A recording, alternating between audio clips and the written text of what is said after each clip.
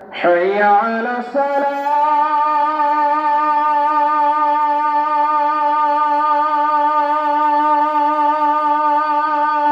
السلام عليكم ورحمة الله وبركاته. إن الحمد لله والصلاة والسلام على من لا نبي بعده وعلى آله وأصحابه ومن والاه. أما بعد، قال الله تعالى في القرآن الكريم: أعوذ بالله من الشيطان الرجيم. بسم الله الرحمن الرحيم. ولتكملوا العدة ولتكبروا الله على ما هداكم ولعلكم تشكرون. صدق الله العظيم. وقال رسول الله صلى الله عليه وسلم: من صام رمضان إيمانا واحتسابا غفر له ما تقدم من ذنبه أو كما قال عليه الصلاة والسلام. সম্মানিত মুআজ্জাজ মুহতারাম হাজিরিন, আল্লাহ তাআলার অশেষ মেহেরবানি যে আল্লাহ রাব্বুল আলামিন আমাদেরকে দীর্ঘ এক মাস সিয়াম সাধনার পরে একত্রিত হওয়ার আল্লাহ তাআলা তৌফিক দিয়েছেন, কোরআন এবং হাদিসের কথা বলা শোনা তৌফিক দিয়েছেন। এই জন্য সকলের হৃদয় থেকে আল্লাহ তাআলার শেখানো ভাষায় সকল আবেগ উজাড় করে দিয়ে সমুচ্চ সকলে বলি আলহামদুলিল্লাহ। আলহামদুলিল্লাহ। আজকে ঈদুল ফিতর। ঈদ মানে হলো আনন্দ, ফিতর মানে ভাঙ্গা, অর্থাৎ কোনো কিছু দিয়ে আমরা রোজাটাকে ভেঙে আমরা আনন্দ করব। এর জন্য রাসূল সাল্লাল্লাহু আলাইহি ওয়াসাল্লাম ঈদুল ফিতরে ঈদগাহে আসার আগে কিছু আহার করতেন। হাদিসে আসছে ইয়াকুলুহুন্না বিতরান, ইয়াকুলুহুন্না তামারান, কানা নবী সাল্লাল্লাহু আলাইহি ওয়াসাল্লাম ইয়াকুলু তামারান। রাসূল সাল্লাল্লাহু আলাইহি ওয়াসাল্লাম ঈদুল ফিতরের আগে খেজুর খেতেন, বেজোর সঙ্গে খেজুর খেতেন। অর্থাৎ এই আনন্দটা এই ভাঙ্গার মধ্যে, আমরা যেমন ইফতার বলি, ইফতার এখান থেকে ফিতর আসছে। ফিতর মানে ভাঙ্গা। এই ভাঙ্গার মাধ্যমে আল্লাহ তাআলার যে সারা মাসের যে রোজা, এই রোজাটাকে আমরা ভাঙতেছে একটা আনন্দের মাধ্যমে, একটা কিছু খেয়ে। এজন্য ঈদের আগে কিছু খাওয়া, এটা হলো ঈদুল ফিতরের একটা সুন্নত। কিন্তু ঈদুল আজহাটা ভিন্ন। ঈদুল আজহা হলো খালি মুখে আসতেন, প্রথমে যাওয়ার পরে কুরবানি করে কুরবানি গোশত দিয়ে খাওয়া, এটা হলো সুন্নত। তো মুহতারাম হাজিরিন, আল্লাহ তাআলা আমাদেরকে এই দুইটা দিন দিয়েছেন। যখন রাসূল সাল্লাল্লাহু আলাইহি ওয়াসাল্লাম মক্কা থেকে মদিনায় আসেন, তখন দেখেন যে তারা দুইটা দিন, নিয়রুজ এবং মেহেরজান, দুইটা দিবস তারা খুব উদযাপন করতেছে, খেলাধুলা করে। তখন জিজ্ঞাসা করেন আল্লাহ রাসূল সাল্লাল্লাহু আলাইহি ওয়াসাল্লাম যে ক্বালু মা হাদান ইয়াওমান, এই দুইটা দিন কি? তখন তারা বলছিলেন কুননা নালআবু ফীহিমা ফিল জাহিলিয়া, আমরা জাহিলি যুগে আনন্দ উৎসব করতাম, খেলাধুলা করতাম, ওই যেভাবে আমরা আনন্দ করি। তখন রাসূল সাল্লাল্লাহু আলাইহি ওয়াসাল্লাম বলেন ক্বাদ আবাদারাকুমুল্লাহু বিহিমা খায়রাম মিনহুমা, আল্লাহ তাআলা তোমাদের এই দুই দিনের পরিবর্তে উত্তম দুইটা দিন দিয়েছেন। সেটা হলো ইয়াউমুল ঈদুল ফিতর ওয়া ইয়াউমুল আযহা। একটা হলো ঈদুল ফিতর, একটা হলো ঈদুল আযহা। এখন ঈদুল ফিতর কার জন্য আনন্দ, কার জন্য খুশি? ইসলাম কিন্তু সার্বজনীন, সকলের। ইসলাম কিন্তু এটা এইরকম না যে তাকওয়া, যে হাসি মুখী করা, আনন্দ করা, এটা কিন্তু তাকওয়ার খেলাফ নয়।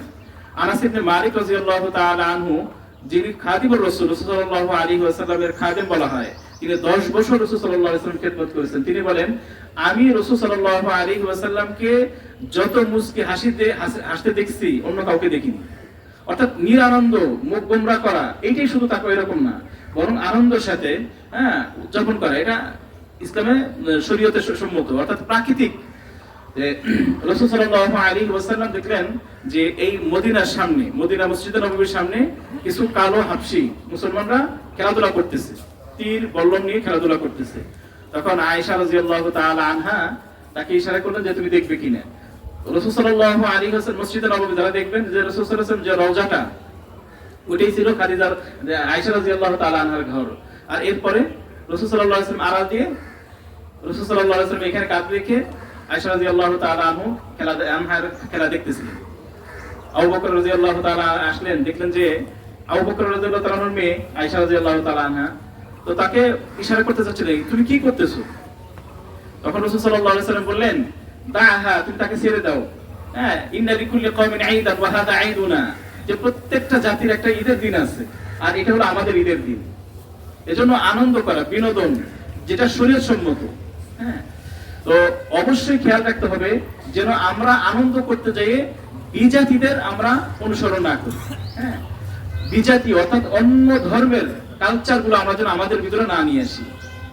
হাদিসে আসছে লা তাত্তাবিউন্না সুনানা মান কানা ক্বাবলাকুম শিবরান বিশিবরিন ওয়া জিরাআন বিজিরাইন হাত্তা লাউ দাখালু দাব্বান দাব্বা হুজরিন হুজরা দাব্বিন লা দাখালতুমুহু আও কামা ক্বালা আলাইহি সালাতু ওয়াস সালাম। যে তোমরা তোমাদের পূর্ববর্তী মানুষের অনুসরণ করবা, এমন ভাবে অনুসরণ করবা যেরকম প্রতিটা বিগতে বিগতে প্রতিটা কদমে কদমে তোমরা তাদের অনুসরণ করবা। এমনকি তারা যদি কোনো কোনো গর্তে ঢুকে, হ্যাঁ, কোন গর্তেও যদি ঢুকে তোমরাও সেই গর্তে ঢুকবা। এই দবের গর্তে ঢুকলে তোমরা সেখানে ঢুকবা। তখন রাসূলকে জিজ্ঞাসা করা হলো, ক্বালু আল ইয়াহুদ ওয়ান নাসারা, ক্বালা ফামান, তারা কি আমাদের পূর্ববর্তী কারা? ইহুদি এবং নাসারা। বলল তারা ছাড়া আর কে? অর্থাৎ দেখেন, এখন কিন্তু আমরা আমাদের দেশে মুসলমান, আমরা কিন্তু আনন্দ করব, কিন্তু এখন কিছু দেখা যাচ্ছে রাসূল সাল্লাল্লাহু আলাইহি ওয়াসাল্লামের কথাগুলো যে হাদিসে আসছে যে এমন একটা সময় আসবে যারা অনুসরণ করবে। এখন কি সেই সময় আসছে না আসবে? এখন কি আসছে না আসবে? এখন কিন্তু আসছে আমাদের সময়, যে আমরা এখন তাদের অনুসরণ করে থাকি। দেখা যাচ্ছে যুবক পোলাপান এখানে সেরা প্যান্ট, কেন? হয়তো কোনো কাউকে দেখছে এই জন্য সেরা প্যান্ট করতেছে। এমন ভাবে অনুসরণ করতেছি আমরা রাসূলকে আইডল। লাকাদ কানা লাকুম ফি রাসূলিল্লাহি উসওয়াতুন হাসানাহ, আমাদের উত্তম আদর্শ রয়েছে রাসূল সাল্লাল্লাহু আলাইহি ওয়াসাল্লাম। তারপরেও দেখা যাচ্ছে আমরা অন্য জাতির, অন্য ধর্মের আমরা খুব অনুসরণ করি। মুহতারাম হাজিরিন, এই রমজানের তাকওয়া যে শিক্ষা দিয়েছে আমাদেরকে, রোজার মাসে হালাল দুইটা জিনিস আমাদের জন্য হারাম করেছেন। রোজা শুধু না খেয়ে থাকার নাম নয়, যদি না খেয়ে থাকা রোজা হতো এটা একটা খোলস, না খেয়ে থাকার নাম হলো খোলস। আর তাকওয়া এটা হলো রূহ, তাকওয়াটা হলো রূহ, রূহটা হলো যে আল্লাহ তাআলার ভয়। সারা মাস যেরকম আমরা হালাল জিনিসকে আল্লাহ তাআলা হারাম করার কারণে আমরা বর্জন করেছি, ঠিক তেমনি ভাবে রোজার পরে সকল হারাম থেকে আমাদেরকে বেঁচে থাকতে হবে, তবেই আমার তাকওয়ার অর্জনটা। এরকম যেন না হয় যে দেখা যাচ্ছে আমার যুবতী মেয়ে অথবা আমার স্ত্রীকে নিয়ে এমন সুসজ্জিত করে আমি বের হলাম, আর আমার এই যুবতী মেয়ের কারণে হাজারো যুবকের যে এক মাসের তাকওয়া অর্জন একদম বিসর্জন হয়ে গেল। এর জন্য ভাইরা, আমরা অভিভাবক দায়ী যে আমার সন্তান বেপরদায় এমন ভাবে যদি লিপস্টিক এলাস্টিক এগুলো করে যদি দেখা যাচ্ছে কোথাও ঘুরতে যায়, হাজারো যুবকের কি করে দেয়, তাকওয়াগুলো নষ্ট করে দেয়। আবার দেখা যাচ্ছে অন্যদিকে যে দেখেন আল্লাহ তাআলা কোরআনে কারীমে কোন সূরাটা আগে দিয়েছেন? সূরা ফাতিহা। ফাতিহা মানে কি? ভূমিকা। এরপরে আল্লাহ তাআলা বলেছেন সূরাতুল বাকারা। বাকারা মানে কি? গাবি, জানোয়ার, একটা জানোয়ারের কথা বলছেন। আবার সর্বশেষ সূরাটা কি? সূরাতুন নাস। যে তোমরা যদি কোরআনকে অনুসরণ না করো তাহলে তোমরা কার মতো হয়ে যাবে? অন্যান্য প্রাণীর মতো। উলাইকা কাল আনআম বাল হুম আদাল। আর যদি তোমরা কোরআন, গোটা কোরআন শরীফ যদি তোমরা মানো, বাস্তবায়ন করো জীবনের প্রতি, তাহলে তোমরা কি হয়ে যাবে? মানুষ হয়ে যাবে। সর্বশেষ এই জন্য আল্লাহ তাআলা কোরআন কারীমের সর্বশেষটা দিয়েছে সূরাতুন নাস। আবার অপরদিকে দেখেন আল্লাহ তাআলা এই যে দেখেন সারাটা বছর, সারাটা মাস হাদিসে আসছে ইজা যা রমাজান সুফিরাতিশ শায়াতিন ওয়া মারাদাতিল জিন, যখন রমজান মাস আসে তখন শয়তানকে শৃঙ্খলাবদ্ধ করা হয়। এর জন্য দেখবেন মসজিদে মুসল্লির অভাব নাই, আবার দিন যাচ্ছে মুসল্লি শেষ হয়ে যাচ্ছে। আর সারা মাস যখন শয়তান আবদ্ধ থাকে, আর আজকে থেকে কি সে ছাড়া পেয়েছে। এখন একটা গরু যদি খুব পিপাসা হয়, খুব ক্ষুধার্ত হয়, তাকে যদি রশিটা ছেড়ে দেওয়া হয়, তাহলে সে সামনে যা পাবে সবকিছু মুখ দিবে না, সবকিছু নষ্ট করবে না? ঠিক তেমনি ভাবে শয়তান আমাদের এই এক মাসের বিসর্জনকে নষ্ট করতে সবসময় উদ্বুদ্ধ করবে। সে কাজা কাফারগুলো আদায় করার চেষ্টা করবে। এজন্য ভাইয়েরা, আমরা ঈদের আনন্দ করব, এমন কোন আনন্দ করব না বিজাতিত কালচার, এটা যেন আমরা না করি। আমরা ইসলামী সংস্কৃতি, হ্যাঁ, ইসলামে বিনোদন যেটা আছে, হালাল বিনোদন, এগুলো আমরা করবো ইনশাআল্লাহ, করবো ইনশাআল্লাহ। আল্লাহ তাআলা আমাদের সকলকেই ইসলামের যে সমস্ত বৈধ জিনিস আছে সেগুলো পালন করার তৌফিক দান করুন, এবং সকল মানহিয়াত, সকল হালাল হারাম জিনিসকে আল্লাহ আমাদেরকে বর্জন করার তৌফিক দান করুন। মুহতারাম হাজিরিন, যে দীর্ঘ এক মাস যে সিয়াম সাধনা আসছে, এটা যেন আমরা বিসর্জন না দিই। এই রোজাটাকে আমরা কন্টিনিউ রাখি। হাদিসে আসছে রাসূল সাল্লাল্লাহু আলাইহি ওয়াসাল্লাম বলেছেন, যে ব্যক্তি রমজানের রোজাগুলো রাখলো এবং এরপরে এই শাওয়াল মাস, আজকে শাওয়াল মাসের 1 তারিখ, এরপরে এই শাওয়াল মাসে 6টা রোজা রাখবে, সে যেন সমস্ত বছরে পুরো বছর সে রোজা রাখার সওয়াব পাবে। এজন্য এই 6 দিন আমরা রোজা রাখবো। এখন এই 6টা রোজা লাগাতার রাখা যায়, ভেঙে ভেঙে রাখা যায়, তবে উত্তম হলো ভেঙে ভেঙে রাখা। এরপরে রাসূল সাল্লাল্লাহু আলাইহি ওয়াসাল্লাম প্রতি মাসে চাঁদের 3 দিন রোজা রাখতেন, 13, 14, 15, হ্যাঁ, আর প্রতি সপ্তাহে 2 দিন, সোমবার, বৃহস্পতিবার, এগুলো রাখা সুন্নত, এগুলো আমরা রাখার চেষ্টা করব। এরপরে আসছি তারাবি নামাজ, কিয়ামুল লাইল করেছি। এই নামাজ রাসূল সাল্লাল্লাহু আলাইহি ওয়াসাল্লাম জীবনের সর্বশেষ মুহূর্ত, রাসূল সাল্লাল্লাহু আলাইহি ওয়াসাল্লাম সর্বশেষ ওসিয়ত ছিল as-সালাহ as-সালাহ ওয়া মা মালাকাত আইমানুকুম। নামাজ নামাজ নামাজ, তোমাদের অধীনস্থদের ব্যাপারে সাবধান। রাসূল সাল্লাল্লাহু আলাইহি ওয়াসাল্লামের সর্বশেষ ওসিয়ত হলো নামাজ। আর নামাজটা মুসলমান ভাইরা, মুসলমান এবং অমুসলিমদের মধ্যে পার্থক্য একটা, সেটা হলো নামাজ। দেখেন কারণটা কি?